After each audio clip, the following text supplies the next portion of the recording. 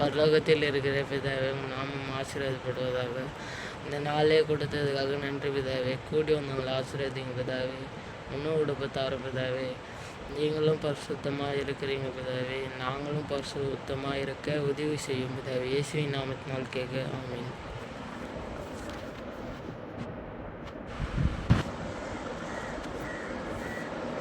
இதான் நம்ம பார்க்குறோம் கடந்த தினத்தில் ஆவிக்குரிய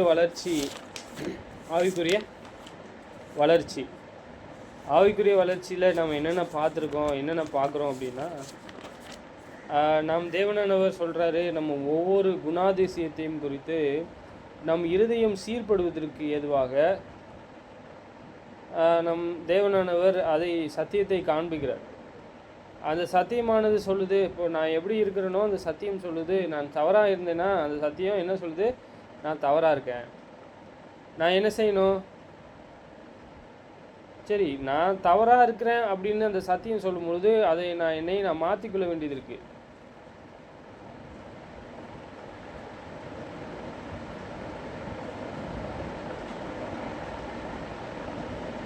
சரி, நான் என்ன செய்யணும் அப்படின்னா, இங்கே பாருங்கள், பிலிப்பியர் 4:7 சொல்கிறாரு, அப்பொழுது எல்லா புத்திக்கும் மேலான தேவ சமாதானம் உங்கள் இருதயத்தையும் உங்கள் சிந்தைகளுக்கும் கிறிஸ்து இயேசுக்குள்ளாக காத்து கொள்ளவும். சரி, நான் என்ன செய்ய வேண்டும் என்றால், புத்தியும் அவருடைய வேத வாக்கியங்களும் அது சொல்கிறாரு, தேவ சமாதானம் உங்கள் இருதயத்தையும் உங்கள் சிந்தையின மனம் சொல்கிறாரு, கிறிஸ்து இயேசுக்குள்ளாக காத்து கொள்ளவும். அது காத்து கொள்ளலை அப்படின்னா, நீங்கள் ஓப்பன் பண்ணால் யாராவது துன்மார்க்கர்கள் நீங்கள் அதை அவர்கள் செய்வதற்காக துன்மார்க்கர்கள் என்ன செய்கிறாரு, நம் துன்மார்க்கத்தை செய்வதற்கு ஏதுவாக அதை நம்ம ஓப்பன் பண்ணி விட்டோம் அப்படின்னா, சரி ஏதோ ஒரு தடவை தானே, குணப்படாத இருதயமாக இருக்கிறது. தேவன் சொல்கிறாரு, தவறு சொல்கிறார். நீ சொல்கிறாரு, அப்பொழுது எல்லா புத்தியும் மேலான தேவ சமாதானம் உங்கள் இருதயங்களையும் உங்கள் சிந்தைகளையும் கிறிஸ்து இயேசுக்குள்ளாக காத்து கொள்ளவும். தேவ சமாதானம் என்றால் இயேசு கிறிஸ்துக்கிட்ட என்ன சமாதானம் இருந்தது? பிதாவானவர் அவரோடு கிரியை செய்கிறாருங்க, புரியுதுங்களா? பிதாவானவர் அவருடைய வேலை செய்கிறாரு. அவருடைய சித்தத்தையா பாருங்க, அவருடைய நீதியை பாருங்க, அவருடைய ஞானத்தை பாருங்க. நம்ம எதை பார்க்குறோம்? அதுக்கு பதிலாக இன்னார், இந்த வீட்டு பிள்ளை, பெரிய வீட்டு பிள்ளை. அதுக்கு பதிலாக நம்ம என்ன பார்க்கணும்? பரிசுத்தம் எவ்வளோ இருக்குது, இரக்கம் எவ்வளோ இருக்குது, நீதி எவ்வளோ இருக்குது, பாவம் எப்படியெல்லாம் செய்ய முடியும்னு பார்க்காம நீதி எப்படியெல்லாம் செய்கிறாங்க, இரக்கம் எப்படியெல்லாம் செய்கிறாங்க, பரிசுத்தம்னா என்ன, பரிசுத்தம்னா என்ன பார்க்கலாம், அது எப்படின்னு இல்லையா? அங்கே பாருங்கள், சமாதானம் எவ்வளோ அவர் இடத்துல இருக்குது. தேவ சமாதானம் முழுமையான, இல்லையா? ஒரு மனுஷனை தேறினவனாக ஆக்குவதற்கான முழுமையான சமாதானம் இயேசுவானவரிடத்தில் இருந்துச்சு. அவர் இடத்துல என்னவோ காண்கிறாரோ, என்ன கண்டாரோ அதான் பரிசுத்தம் அவன் அவர் கொடுத்துருக்கார். அப்போ அவர் இல்லாததை கொடுப்பாரா? சான்ஸ்லெஸ். அப்பொழுது எல்லா புத்தியையும் மேலான தேவ சமாதானம் உங்கள் இருதயத்தையும் உங்கள் சிந்தைகளையும் கிறிஸ்து இயேசுக்குள்ளாக காத்து கொள்ளவும். அவங்க என்ன செய்யணும் சொல்லுங்க? என்ன செய்யணும்? காத்து கொள்ளணும்னு சொல்றாரு. என்ன சொல்றாரு? காத்துக்கொள்ளணும். எதெல்லாம் காத்துக்கொள்ளணும்? எதை காத்துக்கொள்ளணும்?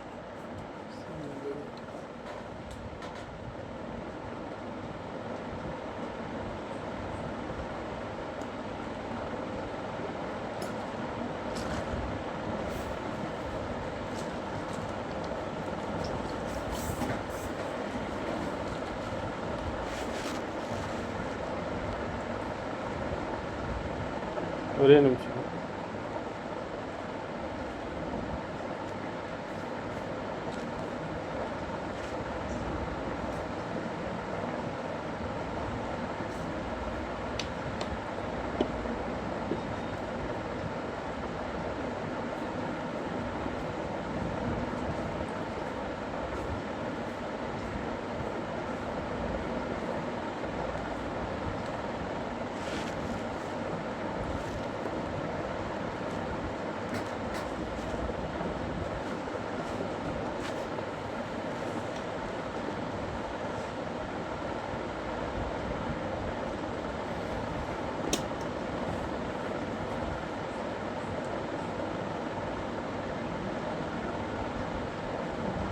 சரி, இங்கே நம்ம என்ன பார்க்குறோம்? எதெல்லாம் காத்து கொள்ளணும்னு சொல்கிறாரு.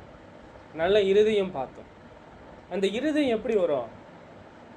அந்த பரிசுத்தம் எப்படி வரும்? சுத்தம், கருப்பு எப்படி வரும்?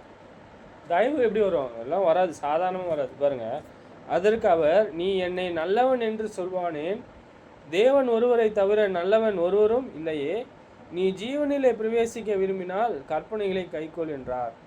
அவன் அவரை நோக்கி, எவைகளை என்று கேட்டான். அதற்கு இயேசு, கொலை செய்யாதிருப்பாயாக, விபசாரம் செய்யாதிருப்பாயாக, களவு செய்யாதிருப்பாயாக, பொய் சாட்சி சொல்லாதிருப்பாயாக, உன் தகப்பனையும் உன் தாயையும் கனம் பண்ணுவாயாக, உன்னிடத்திலே நீ அன்பு கூறுவதைப் போல பிறனிடத்திலும் அன்பு கூறுவாயாக என்பதிலே என்றார். அந்த வாலிபன் அவரை நோக்கி, இவைகள் எல்லாம் என் சிறுவயது முதல் கை கொண்டிருக்கிறேன் என்றும் என்னிடத்தில் குறைவு என்ன என்றான். அதற்கு இயேசு, நீ பூர்ண சர்க்குணராக இருக்க விரும்பினால் போய் உனக்கு உண்டானவைகளை விற்று தரித்திற்கு கொடு, அப்பொழுது பரலோகத்திலே உண்டாகும் உனக்கு பொக்கிஷம் உண்டாயிருக்கும், பின்பு என்னை பின்பற்றி வா என்றார். என்ன சொல்றாருங்க? ஃபர்ஸ்ட் அவர்கிட்ட இருக்கிறத வித்துட்டு ஃபர்ஸ்ட் கொடுன்னு சொல்லலை. என்ன சொல்ல? ஃபர்ஸ்ட் என்ன சொல்றாரு பாருங்க, நான் பார்க்கலாம். இங்க சொல்றாரு, அவர் நல்லவன், நல்ல போதகரேன்னு சொல்றாரு. நல்ல பிதா ஒருவரை தவிர நல்லவர் ஒருவரும் இல்லை. பாருங்க, நீ ஜீவனிலே பிரவேசிக்க விரும்பினால், ஜீவனை பிரவேசிக்க விரும்பினால் கற்பனைகளை கை கொள் என்றார். இப்போ அவர் சொல்றாரு, நான் இதெல்லாம் சிறு வயது முதல் கொண்டு கை கொண்டிருக்கேன். அவர் இல்லைன்னா சொல்லலை. சரி, அதுக்கு அப்படியும் உனக்கு உன்னிடத்தில் ஒரு குறைவு இருக்கு. நோக்கி, இவைகள் எல்லாம் சிறு வயது முதல் கை கொண்டிருக்கிறேன், இன்னும் என்னிடத்தில் குறைவு என்ன என்றான். சரி, அதற்கு இயேசு, நீ பூர்ண சர்க்குணராக இருக்க, பூர்ணம் உள்ளவனாக இருக்கணும் அப்படின்னா, பூர்ணம் எல்லாம் அன்பு இல்லைன்னா அது பூர்ணமா? இரக்கம் இல்லைன்னா அது பூர்ணமா? பரிசுத்தம் இல்லவே இல்லை இல்லையா? பரிசுத்தம் இல்லை. தேவனை பரிசுத்தம் இல்லாமல் தேவனிடத்தில் என்ன செய்ய முடியாது? நம்ம தேவன் எப்படி இருக்காரு? பரிசுத்தமாக இருக்கு. அதற்கு இயேசு, நீ பூர்ண சர்க்குணராக இருக்க விரும்பினால் போய் உனக்கு உண்டானவைகளை விற்று தரித்திருக்க கொடுன்னு சொல்கிறார். தரித்திர இல்லாமல் இருக்கிறாங்க இல்லையா? தரித்திர என்கிட்ட ஒன்று இல்லை, ஒருத்தர்கிட்ட இருக்கு, புரியுதா? ஒரு வஸ்திரம் இருக்கு, அந்த வஸ்திரத்தை என்ன செய்யணும்? எனக்கு கொடுக்கணும். புரியுதா உங்களுக்கு? சொல்றது புரியுதா? சரி, இப்போ அது என்னவா இருக்கு? விற்று தரித்திரக்கு கொடுக்கும் பொழுதுதான் எல்லாருமே பணக்காரர்களாக இருந்தால் யார் நன்மை செய்வது? இப்போ என்னிடத்தில் இல்லை, குறைவு இருக்கு.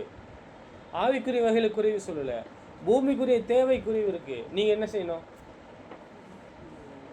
உங்களால் கொடுக்க முடியுமா? கொடுக்கணும். என்கிட்ட ஒரு வஸ்திரம் இருக்கு, சரி, இன்னொரு வஸ்திரம் இருக்கு, ஒன்று கொடுக்கணும்னு அவசியம் கிடையாது. என்கிட்ட வஸ்திரம் இருக்கு, ஒன்றுக்கு மேல் இருக்கு, நம்ம என்ன செய்யணும்? கொடுக்கணும், தரித்திரக்கு கொடுக்கணும். சரி, பாருங்க, அதற்கு இயேசு, நீ பூரண சர்க்குணராக இருக்க விரும்பினால் போய் உனக்கு உண்டானவைகளை விற்று தரித்திரக்கு கொடு. நான் கொடுக்காதபடிக்கு என் இருதயத்தை அடைத்து கொண்டேன்னா அது பரிசுத்தமா? சொல்லுங்க. எவ்வளோ பரிசுத்தம் உங்களிடத்தில் இருக்கு? எவ்வளோ கற்பனைகளை கை கொள்கிறோம்? புரியுதா? எவ்வளோ இரக்கத்தில் இருக்கிறீங்க? எவ்வளோ பூர்ண சர்க்குணராக இருக்கிறீங்க? எதுவுமே இல்லை. விற்று தரித்திரக்கு கொடு, அப்பொழுது பரலோகத்தில் உனக்கு பொக்கிஷம் உண்டாயிருக்கும். பரவாயில்ல, இந்த பாவம் தானே, நான் இதை செஞ்சுட்டு நான் தரித்திரக்கு கொடுக்குறேன். சரி, அதை மட்டும் சொல்லலை, தரித்திரக்கு கொடுத்துட்டு என்னை பின்பற்றி வான்னு சொல்கிறேன். என்னை பின்பற்றுவான். எதை எடுக்கணும்? எதை எடுத்துக்கிட்டு வரணும்? சிலுவை. எதை எடுத்துகிட்டு வரணும்? சிலுவை. சிலுவை எடுத்துக்கொண்டு அவரை என்ன செய்யணும்? பின்பற்றணும், ஃபாலோ பண்ணணும். சரி, அந்த வாலிபனுக்கு என்ன இல்லை அப்படின்னா, ரொம்ப சந்தோஷம் இல்லை. இந்த வார்த்தைகளை எல்லாம் கேட்ட பின்பு என்னாச்சு? ரொம்ப சோகமாக துக்கத்தில் ஆழ்ந்து போயிட்டார். ஏன்னா அவருக்கு உண்டானவைகள் எல்லாம் போய்விடும் என்று கவலைப்படுறார். ஒரு நன்மை செய்தால் என்ன செய்யணும்? பாடு வரும் இல்லையா? ஒரு நன்மை செய்ய வரும் அப்படின்னா என்ன இருக்கு? பாடு இருக்கு இல்லையா? இப்போது இந்த பாடுகளை நீங்கள் மேற்கொள்ளணும் அப்படின்னா கொஞ்ச நாள், ஒரு சிறு காலம் தான் துன்பப்படுவீங்க. அப்புறம் அதே மாதிரி இருக்காது இல்லையா? என்ன செய்வார் இவர்? அந்த வாலிபன் மிகுந்த ஆஸ்தி உள்ளவனாய் இருந்தபடியால் இந்த வார்த்தைகளை கேட்டபோது துக்கம் அடைந்தவனாய் போய்விட்டான்.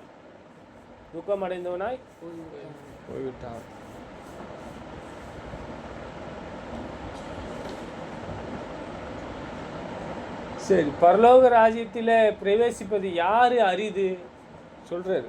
துக்கம் அடைந்தவனால் போயிட்ட பிறகு பின்பற்றணும்னு அவருக்கு மனசு இல்லை. தொட பாருங்க. அப்பொழுது இயேசு தம்முடைய சீஷர்களை நோக்கி, ஐஸ்வர்யவான் பரலோக ராஜ்யத்தில் பிரவேசிப்பது அரிதென்று மெய்யாக உங்களுக்கு சொல்கிறேன்.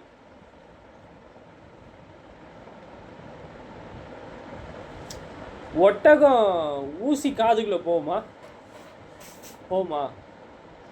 ஒட்டகம் ஊசி காதுக்குள்ள போமா? ஊசி வேணா ஒட்டகத்துக்கு காதுக்குள்ள போவோம், அப்படித்தானே சொல்றாரு பாருங்க. மேலும் ஐஸ்வர்யவான் தேவனுடைய ராஜ்யத்திலே பிரவேசிப்பதை பார்க்கிலும் ஒட்டகமாவது ஊசியின் காதிலே நுழைவது எளிதா இருக்கும். இது ஒரு பழமொழி. சரி, இங்க பாருங்க.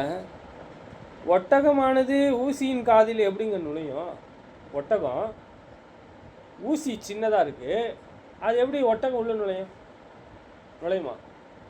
சொல்கிறாரு, அது கூட ஈஸியாக போகுமா? ஆனால் ஐஸ்வர்யவான் பணம் உள்ளவன் இருக்காங்கல்ல, தரித்திற்கு கொடுக்காதவனாக இருக்கிறான் பார்த்தீங்களா, தன்னுடைய மனதை அடைத்து கொண்டான் பார்த்தீங்களா, கொடுக்காதபடி அவன் என்ன செய்கிறான்? அவன் பாவம் செய்கிறான். அவன் சொல்கிறாரு, பரலோக ராஜ்யத்திலே பிரவேசிப்பது அரிது. அவன் என்ன செய்யணும்? அவன் என்ன செய்ய வேண்டியது இருக்கு? இயேசுவை பின்பற்ற வேண்டியது இருக்கு. சரி, இங்கே நம்ம என்ன பார்க்குறோம்? பரிசுத்தம் இல்லாமல் தேவனுக்கு பிரியமாக இருப்பது கூடாத காரியம். பரிசுத்தம் ஒவ்வொருவருக்கும் என்ன தேவைப்படுது? நமக்கு எந்த மனம் இருக்கணும் அப்படின்னா, பரிசுத்தமுள்ள பிதா, உண்மையுள்ள தேவன், அவர் எப்படி இருக்காரு, ஏன் அவர் பரிசுத்தமாக இருக்காருன்னு நம்ம சொல்கிறோம் அப்படின்னா, அவர் என்ன செய்கிறாரு, அவர் என்ன கொடுக்குறாரோ, என்ன பிரமாணத்தை கொடுத்துருக்காரோ அதன்படி தான் அவர் தீர்ப்பு செய்கிறார், அதை தான் அவர் செய்கிறார். மற்றபடி வேறு விதமாகவோ அவர் கொடுத்து என்னை அழித்து போடுவது என்று எண்ணலை. நம்ம பிதா எப்படி இருக்காரு? பரிசுத்தமாக இருக்கார், பூர்ணமாக இருக்கார், எல்லா தெய்வீக சுபாவங்களுடையவர்களாக இருக்காரு. சரி, நம்ம இப்போ என்ன பார்க்க போகிறோம் அப்படின்னா, நம்மளுடைய பிதா எப்படி பரிசுத்தமாக இருக்கார். 1 பேதுரு 1:15-16.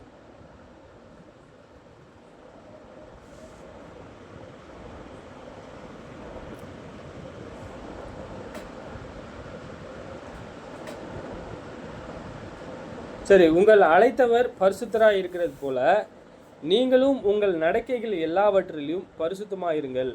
நான் பரிசுத்தர், ஆகையால் நீங்களும் பரிசுத்தமாயிருங்கள் என்று எழுதியிருக்கிறதே. அவர் என்ன சொல்றாரு பாருங்க. நம்ம இங்கே என்ன பார்க்க வேண்டியது இருக்கு? நம் தேவன் பரிசுத்தர். அது எப்படியாக நாம் பார்க்கிறோம்? எது வித்தியாசப்படுது? இதை பாருங்க.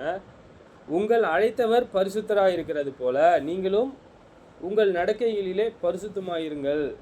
நான் பரிசுத்தர், ஆகையால் நீங்களும் பரிசுத்தமாயிருங்கள். அவர் சொல்றாரு பாருங்க. எதனால நம்ம பரிசுத்தமா ஆக்கி கொள்ளணும்? நம்ம முன்னாடி தான் பார்த்தோம். என்ன செய்யணும்? நம்ம அவருடைய இருதயத்தை காத்து கொள்ளணும்னு அவன் பார்த்தோம். சரி, நம்ம இங்கே என்ன பார்க்குறோம்? அப்படியே தொடர்ந்து அது எப்படி பரிசுத்தம் உள்ளதை நாம் எடுத்துக்கொள்வது, அவர் எப்படி பரிசுத்தமாக இருக்கார், அவருடைய வார்த்தையை கை கொள்வது, பாவத்தை என்ன செய்ய வேண்டியது இருக்கு? தள்ளிவிட வேண்டியது இருக்கு. பாவம் செய்யாதவர்களாக இருக்க வேண்டும். பிதாவனிடத்தில் ஒரு இடரலும் ஒரு துன்பமும் இல்லை. நாம் எப்படி இருக்கணும்? நீங்கள் எப்படி இருக்கணும்? கொரிந்து சபை எப்படி இருக்கணும் விரும்புகிற? சரி, அவங்க அநேக விஷயங்கள் தவறாக இருந்தாங்க. அவங்க பரிசுத்தம் இல்லாத இருந்தாங்க. அவங்க ஆரம்பத்திலே அவங்க என்ன செய்யலை அப்படின்னா, தேவனுடைய பார்வை அவருடைய பரிசுத்தம் இல்லாமல் இருந்திருக்காங்க. இங்கே பார்த்தோம் இல்லையா? உங்களை அழைத்தவர் பரிசுத்தராக இருக்கப்போ நீங்களும் பரிசுத்தமாக இருங்க. முன்பே அவங்க என்னவா இருந்திருக்காங்க? தேவன் பரிசுத்தர் என்பதை அறியாமல் இருந்திருக்காங்க. சரி, இந்த வழியினாலே நாம் தேவனானவர் பரிசுத்தர் என்பதை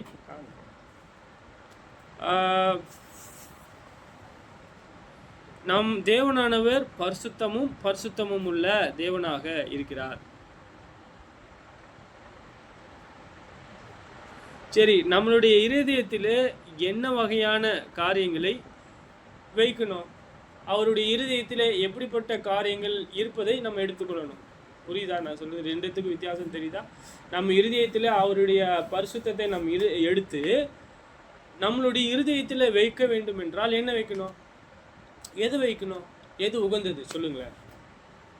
அநியாயம் செய்வதா, நன்மை செய்வதா? முன்பு தான் பார்த்தோம். அவரை பின்பற்றுவது நன்மையா, நாம் ஒவ்வொரு குணாதிசயத்தில் வருவது நன்மையா? சொல்லுங்களேன். இந்த பாடமானது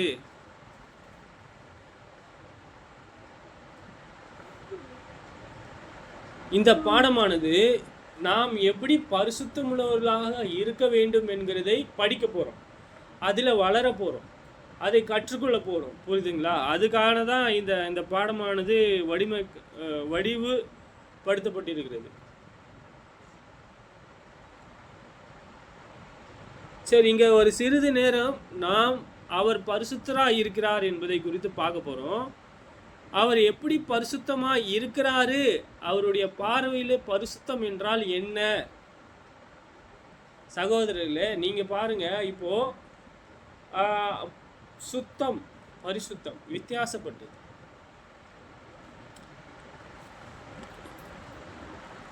ஏசியா புஸ்தகம், ஏசியா சாப்டர் 6 1-3.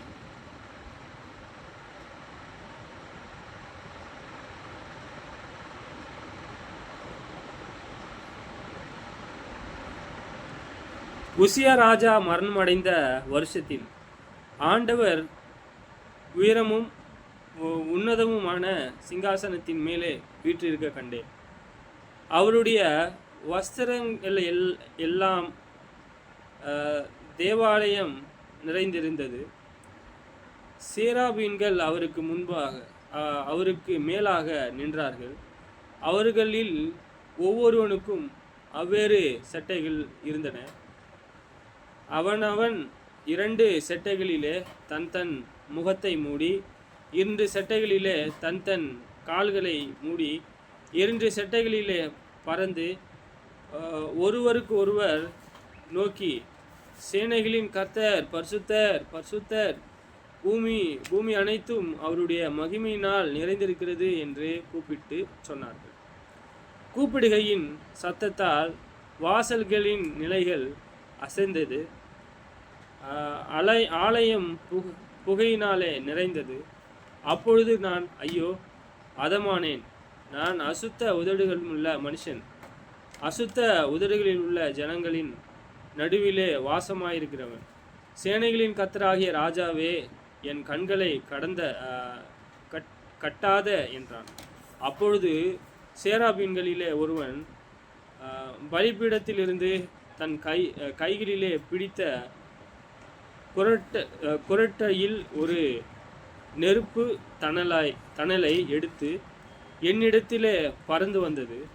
அதனால் என் வாயை தொட்டு, இதோ இது உன் உதடுகளை தொட்டதினால் உன் அக்கிரமம் நீங்கி உன் பாவம் நிவர்த்தியானது என்றான்.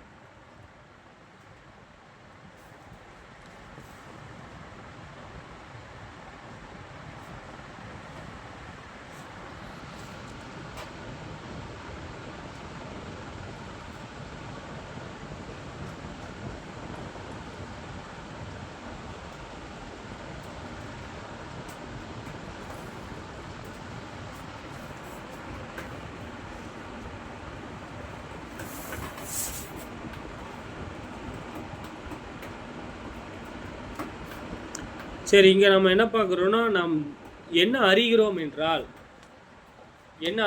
என்றால் நம்மளுடைய தேவன் பரிசுத்தராக இருக்கிறார். இங்கே நம்ம என்ன பார்க்குறோம்? இங்கே முன்பு மேலாக அவருக்கு மேலாக என்ன இருக்கு? ஒரு சேராபீன்கள். அவைகளுக்கு என்ன இருக்கு? 4 ரெக்கைகள். சேராபீனுக்கு என்ன இருக்கு? 4 ரெக்கைகள். அந்த சேராபீன்கள் எங்க இருக்கா? எங்க இருக்கு? எங்க வாசிச்சோம்?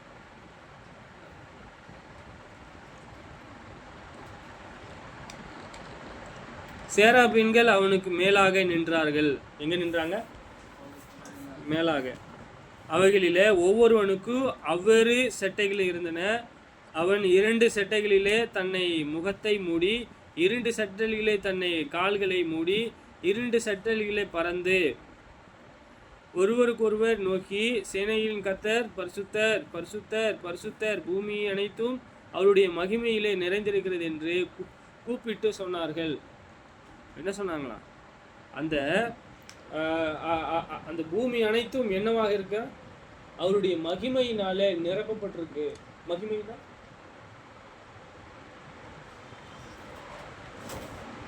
சரி, இப்போ நான் பூமி அனைத்தையும் பார்க்க முடியுமா? சொல்லுங்க. இந்த கண்ணை வச்சுக்கின்னு இங்க பூமி அனைத்தையும் பார்க்க முடியுமா? யாராவது வீடியோ கால் பண்ணா பார்க்கலாம் பூமி அனைத்தும், இல்லையா? இல்லைன்னா ஏதாவது ஒரு ஸ்க்ரீனில் போட்டால் பார்க்கலாம், லேப்டாப்பில் பார்க்கலாம், அவ்வளோதானே? சரி, இல்லைன்னா வேற என்ன செய்ய முடியும்? சொல்கிறாரு, அவருடைய கண் எங்கும் நோக்கி கொண்டிருக்கிறது. உண்மையுள்ளவன் யார்? தேவனை தேட உண்மையுள்ளவன் அவனு உண்டோ என்று பார்க்கிறார். அப்போ தேவனை தேடக்கூடிய உணர்வு என்பது என்னவா இருக்கு? பரிசுத்தமாக இருக்கு. சரியா? இப்போ நம்ம என்ன பார்க்குறோம்னா, அவரு பூமி அனைத்தையும் அவருடைய மகிமையினாலே நிறைந்திருக்கிறது. மகிமையினால அவர் என்ன செய்கிறார் என்றால், பூமி அனைத்துக்கும் என்ன கொடுக்கிறார்? நன்மை செய்கிறார். பூமி அனைத்தையும் அவருடைய கையின் கிரியைகளினாலே என்ன செய்யுது? பெற்றுக்கொள்கிறது. அவர் மிருக ஜீவனுக்கும் போஷிக்கிறார். அவரை கையை மூடும் பொழுது அது மாண்டு போகிறது என்று நம்ம வாசிக்கிறோம். சரி, நம்ம என்ன செய்கிறோம் அப்படின்னா, இங்கே தொடர்ந்து அந்த சேராபீன்கள் கூட என்ன செய்யக்கூடியதாக இருக்குது அப்படின்னா, இங்கே ஒன்றுக்கு ஒன்று அப்படியே நேர் எதிராக நின்று, ஒன்றுக்கு ஒன்று நேர் எதிராக நின்று என்ன சொல்லுது? தேவன் பரிசுத்தர், பரிசுத்தர். இது கூப்பிடுகிறதுனால என்ன ஆச்சு? 4 பாருங்க, கூப்பிடுகையில் சத்தத்தினாலே வாசல்களின் நிலைகள் அசைந்து அவை ஆலயம் புகையினாலே நிறைந்தது. அங்கே இருக்கக்கூடிய காரியங்கள் இப்படி தான் இருக்கு. சரி, அவர் ஏன் பரிசுத்தமுள்ளவராக இருக்காரு? சரி, அது மொத்தத்திற்கும் அந்த சேராபீன்கள் பார்த்தீங்கன்னா 6 ரெக்கை இருக்கும். அதுக்கு 6 ரெக்கை இருக்கும். இது யாரு அப்படின்னா தூதன். தூதன் முதலாவது என்ன சொல்றாங்க அப்படின்னா, தேவன் பரிசுத்தர், அவரிடத்தில் என்ன இல்லை? அநியாயம் இல்லை. அவர் யாரு? உங்க தேவன் யாரு? நீதியை செம்மையாக செய்வார். நீதியை சரியா, நீதியை ஒரு சகோதரனுக்கோ இல்லை ஒரு ஆலயத்திற்கோ ஒரு சபைக்கோ அவருடைய நீதியை கொடுக்குறாரு அப்படின்னா, அவங்க இதை செய்கிறாங்க, பிரமாணத்தை செய்கிறாங்கன்னா அதுக்கு மீறி எதுவும் செய்கிறதில்ல, அதுக்கு மீறி எதுவும் கேட்கறது கிடையாது. அவருடைய பிரமாணம் தான், அவருடைய வார்த்தை தான் என்ன செய்யுது? கடைசி நாளில் நியாய தீர்ப்பு செய்யக்கூடியதாக இருக்கு. புரியுதா? அவர் எவ்வளோ உண்மையானவர். அவர் கேட்கலாம், என்னை அநியாயமான பாடுகளுக்கு உட்படுத்தலாம் சொல்றாரு. நான் வளருவதற்கான பாடுதான் எனக்கு வரும். வெளிப்படுத்தல் புஸ்தகம் 4:8.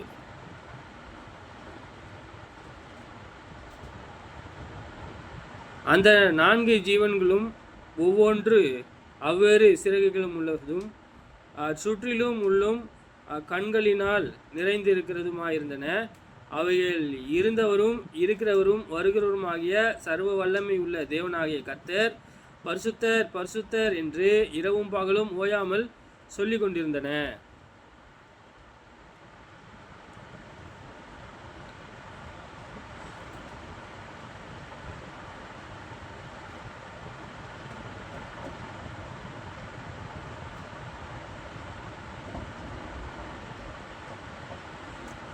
சரி, இங்கே பரிசுத்தம் என்றால் பிரித்தெடுக்கப்படுவது. என்னது? பிரித்தெடுக்கப்படுவது. சரி, அவரிடத்துல என்ன இல்லை அப்படின்னா சுத்தம், அநியாயம் இல்லை. அவர் என்னது? அநியாயம் உள்ளவர் இல்லை. அவரிடத்தில் என்ன இல்லை? பயம் இல்லை. அவரிடத்தில் என்ன இல்லை? ஏன் இல்லை? அவர் பாவம் செய்யல. அவர் ஏன் பாவம் செய்யல? பாவம் காண மாட்டாரா? அவர் பாவம் செய்யாத சுத்த கண்ணன் என்று சொல்லப்பட்டிருக்கு. அவர் செய்கிறது இல்லையா? அறிந்திருக்காரு பாவம் இது, தவறு இது. அது செய்கிறாரா? நம்ம என்ன பார்க்குறோம் அப்படின்னா, தேவனாகிய கர்த்தர் பரிசுத்தர் பரிசுத்தர் பரிசுத்தர் என்று இரவும் பகலும் ஓயாமல் சொல்லி கொண்டிருந்தன.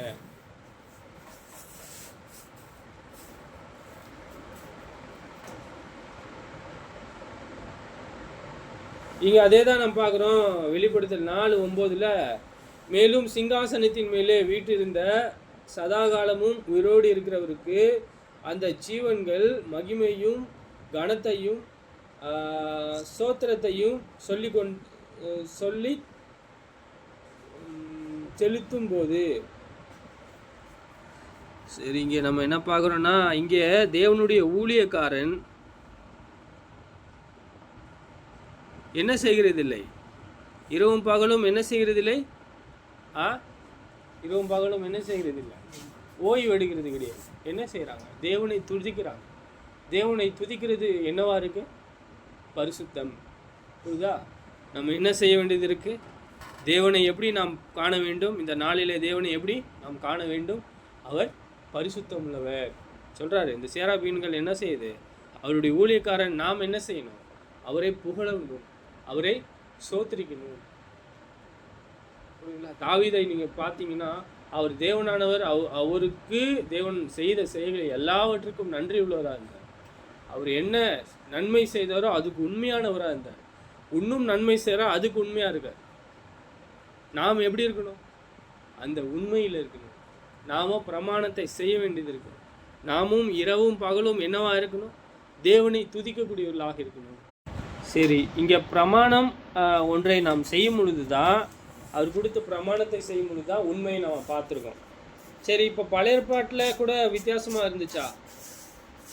இல்லை. பழைய ஏற்பாட்டிலையும் பரிசுத்தம் என்றால் அவர் என்ன சொல்கிறாரோ அதை நாம் என்ன செய்ய வேண்டியது இருக்குது? செய்ய வேண்டியது இருக்குது. அதை இது ஆரோனும் அவருடைய குமாரனுக்கும் இதை செய்யாமல் விட்டுட்டாங்க. யாத்திராகமும் 28:42-43 அவங்க செய்யாமல் அதை இப்போ பரிசுத்த ஸ்தலத்திற்கும் மகா பரிசுத்த ஸ்தலத்துக்கும் போவாங்கன்னா அவங்க இறந்துருவாங்க. ஆரோனும் அவன் குமாரனும் பரிசுத்த ஸ்தலத்திலே ஆராதனை செய்ய ஆசாரிப்பு கூடாரத்திற்குள் பிரவேசிக்கும் போது, பலிபீடத்து அண்டைக்கு சேரும்போதும் அக்கிரமம் சுமந்து அவர்கள் சாகாதபடிக்கு அவைகளை தரித்திருக்க வேண்டும். இது அவனுக்கு பின்வரும் சந்ததிக்கும் நித்திய கட்டளைகள்.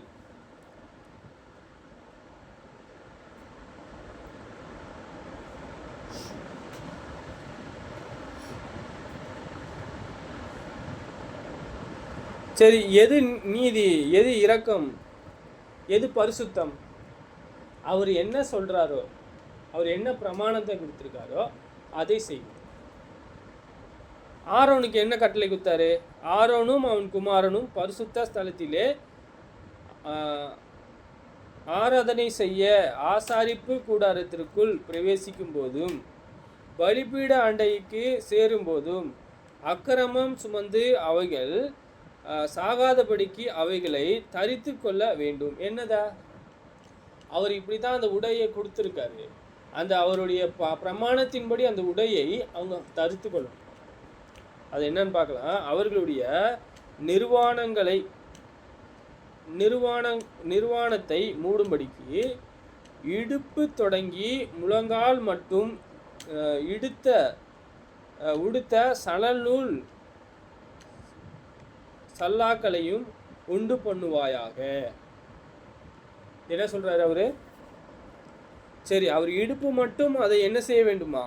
அதை உருவாக்க வேண்டும். புரியுதா உங்களுக்கு? அவங்களுக்கு அந்த வஸ்திரம் போட்டு தான் அந்த பழைய உடன்படிக்கையில் அந்த ஆலயத்துக்கு பிரவேசம். இல்லைன்னா அவங்க என்ன ஆவாங்கன்னா செத்துருவாங்க.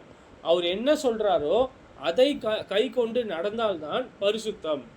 அந்த பரிசுத்தம் உள்ள அந்த ஆலயத்துக்குள்ளே போக முடியும். அதை மீறி நாம் செய்வோமானால் அது பரிசுத்தமா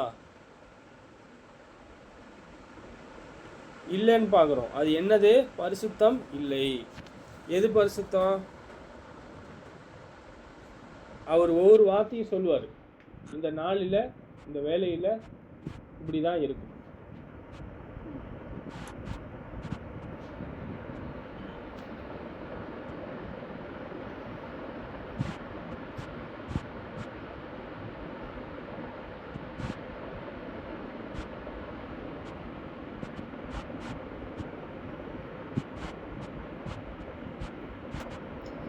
லேவியராகமம்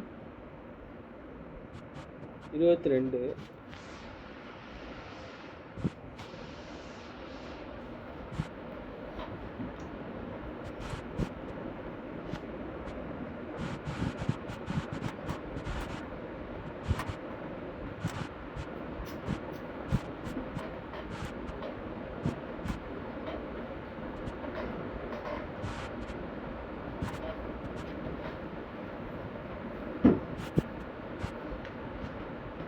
இங்கே பழைய பாட்டு பிரமாணத்தில் என்ன பார்க்குறோம் அப்படின்னா, பரிசுத்தம் என்று சொல்லிட்டாரு.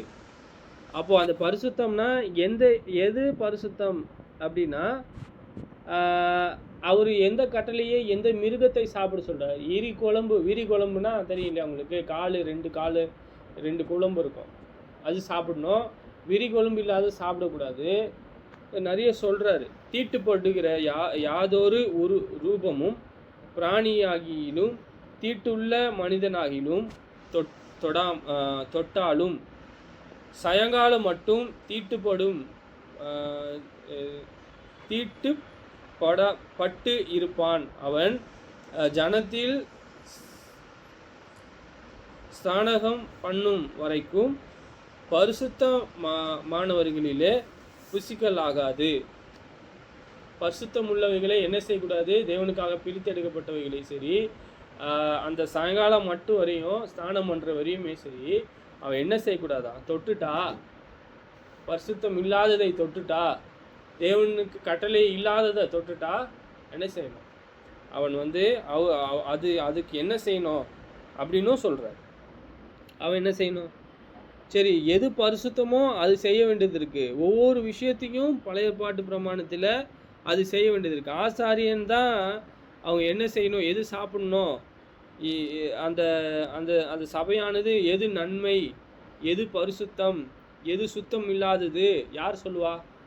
ஆசாரியன் சொல்லுவார். அதுக்கான முறைமையும் ஆசாரியன் தான் காட்டுவார்.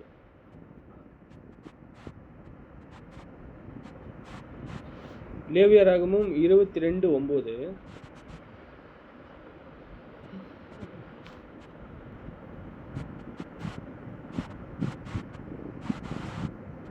ஆகையால் பரிசுத்தமாகாததை அவைகள் பரிசுத்த குலைச்சலாக்குகிறதினாலே பாவம் சுமந்து அதி நிமித்தமும் சாகாதபடிக்கு என் கட்டளைகளை கை கொண்டவர்கள் நான் அவர்களை பரிசுத்தமாக்குற கர்த்தர். என்ன சொல்றாரு பாருங்க, எப்படி பரிசுத்தமாகறாங்க, அவங்க எப்படி ஆகுறாங்கன்னு சொல்றாரு. இது ஒரு நம்ம எக்ஸாம்பிளில் தான் பார்த்துருக்கோம். நம்ம என்ன சொல்ற, பழைய பாட்டு பிரமாணத்தில் அவங்க எப்படி என்னவானாங்க, பரிசுத்தமானாங்க. நம்ம எப்படி ஆகணும்? அவருடைய நன்மைகளை கொலோசியரில் பார்த்தோம். நம்ம என்ன செய்யணும்? பிலிப்பியரில் பார்த்தோம். புரியுதா? நம்ம பார்க்கலாம். ஆகையால் பரிசுத்தமானதை அவைகள் பரிசுத்த குலைச்சலாக்குகிறதினாலே, பரிசுத்தம் இல்லாமல் ஆக்குனாங்க. பரிசுத்தமானதை பரிசுத்த குலைச்சல் இல்லாமல் ஆக்குனாங்களா, பாவம் சுமந்து அது நிமித்தமும் சாகாதபடிக்கு. அப்படி பண்ணா, அவருடைய கற்பனைகளை மீறி நடந்தா, அவர் சொன்னதை மீறி நடந்தா என்ன பாருங்க, என் கட்டளைகளை கை கொண்டார்களானால் அவைகளை பரிசுத்த குலைச்சலாகிற ஆகையால் பரிசுத்தமானதை அவர்கள் பரிசுத்த குலைச்சலாகுகிறதுனாலே பாவம் சுமந்து அதி நிமித்தமும் சாகாதபடிக்கு என் கட்டளைகளை காக்க கடவார்கள். நான் அவர்களை பரிசுத்தமாக்குற கர்த்தர். அவர் வாயிலிருந்து வரக்கூடிய ஒவ்வொரு வார்த்தையும் நம்மளை என்ன ஆக்குறது? பரிசுத்தமாக்குது.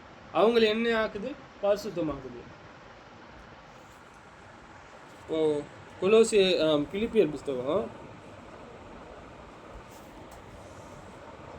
இன்னும் ஒரு 10 நிமிஷம் இருக்குது, அதுக்குள்ளே நம்ம பார்க்கலாம். சரி, நம்ம இங்கே என்ன பார்க்குறோம் அப்படின்னா,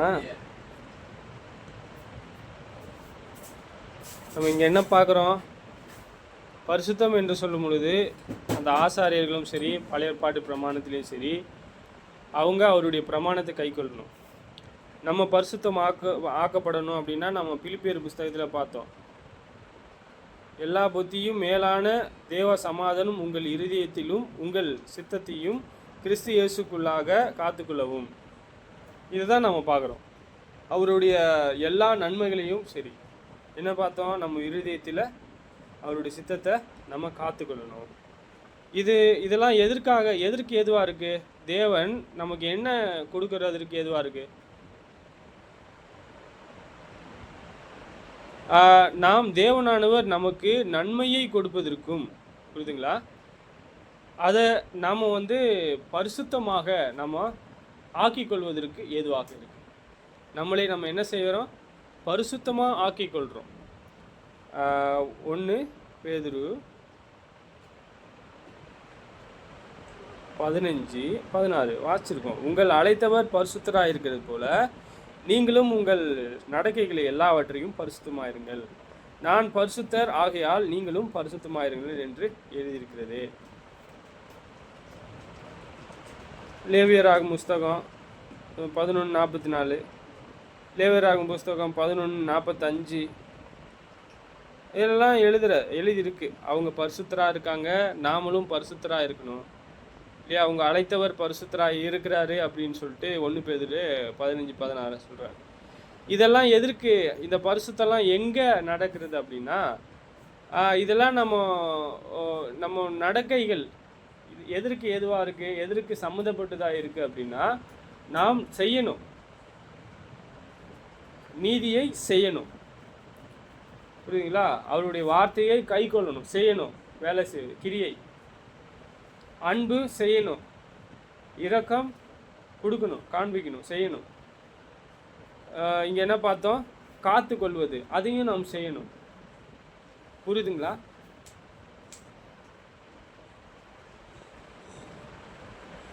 சரி, நாம் அவருடைய சித்தத்திற்காக நம்மளுடைய இருதயத்தையும் மனதையும், புரியுதுங்களா, நம்ம இருதயத்தையும் மனதையும் நாம் என்ன செய்ய வேண்டியதற்கு? பரிசுத்தப்படுத்தி கொள்ள வேண்டும். எப்படி? அவருடைய பிரமாணத்தின்படி நாம் செய்வோமானால் அவர் எப்படி இருக்காரு?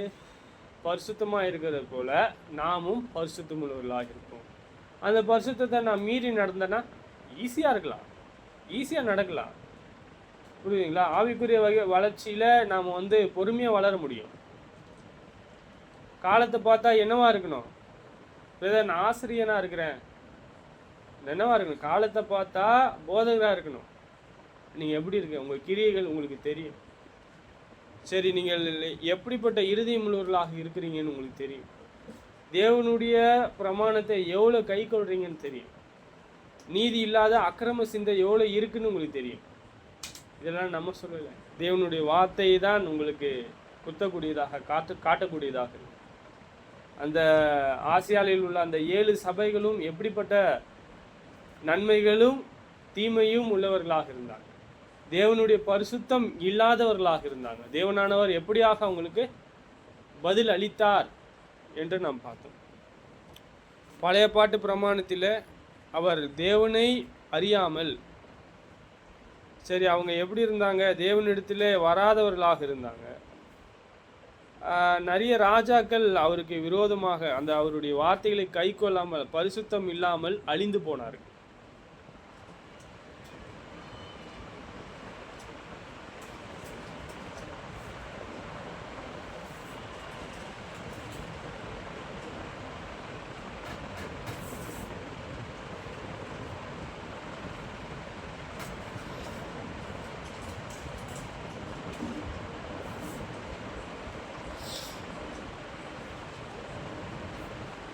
சரிங்க, பார்க்குறோம்.